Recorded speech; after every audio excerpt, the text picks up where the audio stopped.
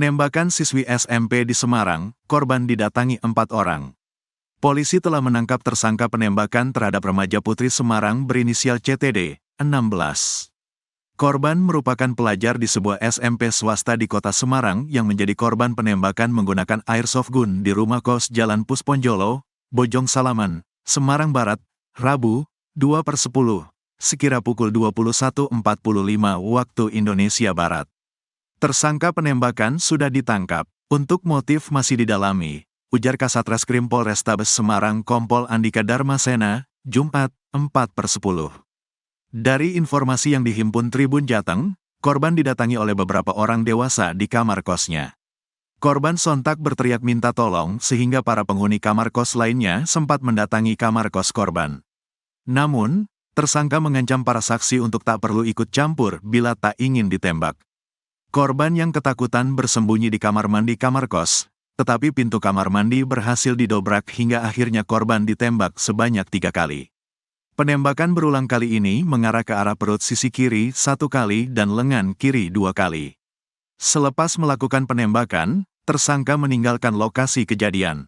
Polisi ketika olah tempat kejadian perkara menemukan 3 butir gotri peluru airsoft gun yang digunakan tersangka.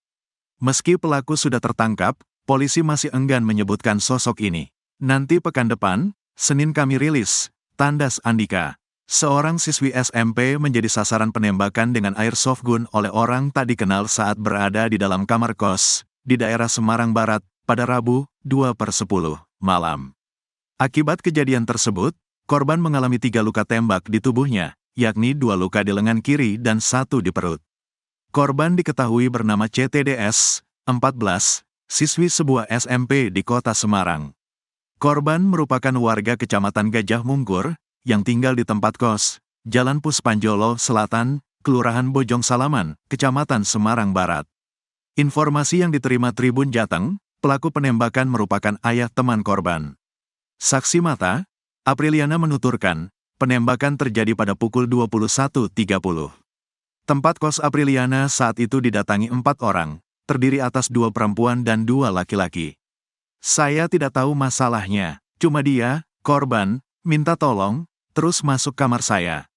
Saat itu korban didatangi bapak-bapak, laki-laki parubaya, Red, tutur Apriliana kepada Tribun Jateng, Kamis, 3/10.